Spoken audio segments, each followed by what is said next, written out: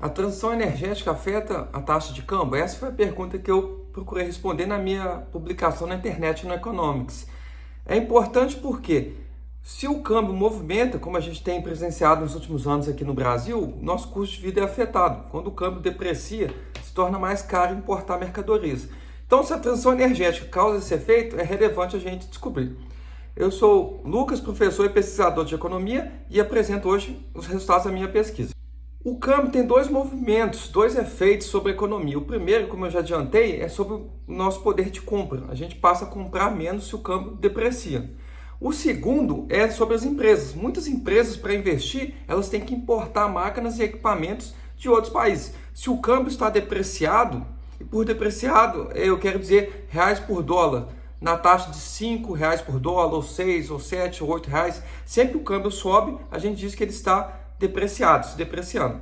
Então eu analisei, será que a transição energética gera esse efeito? Eu construí uma amostra de 35 países para representar a economia mundial, conectei esses países com variáveis econômicos, mercado cambial, mercado de ações, crédito, taxa de juros, e os resultados mostraram que, simulando uma transição energética, ou seja, eu simulei que todos os países passam a produzir mais energia renovável, aquela energia que vem do sol, do vento, da água. Então, se os países começarem a produzir mais esse tipo de energia, o câmbio vai sim movimentar. E por que o câmbio movimenta por conta da transição energética?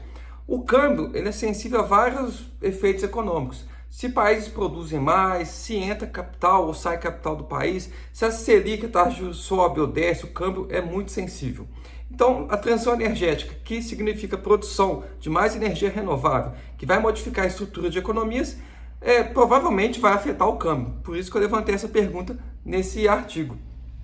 E os resultados mostraram que, de fato, o câmbio movimenta. Quando o país produz mais energia renovável, o câmbio tende a depreciar, então reais por dólar vai subir, o mercado de ações tende a cair, então o Bovespa no Brasil vai cair, e a taxa de juros tende a subir, a Selic. E sim, se você pensou que esses efeitos são indesejáveis, eles são próximos de efeitos que a gente observa em recessão.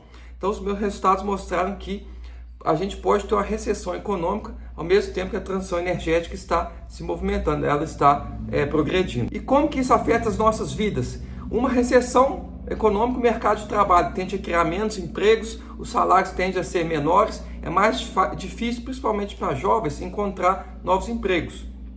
A queda no mercado de ações tende a reduzir o nosso patrimônio, dado que a gente investe parte da nossa renda em ações. O aumento da taxa de juros Selic encarece decisões de crédito e de consumo de bens duráveis como casa, investimento de empresas. E o câmbio depreciado, como a gente tem aprendido nos últimos anos, reduz o nosso poder de compra, eleva o custo de vida.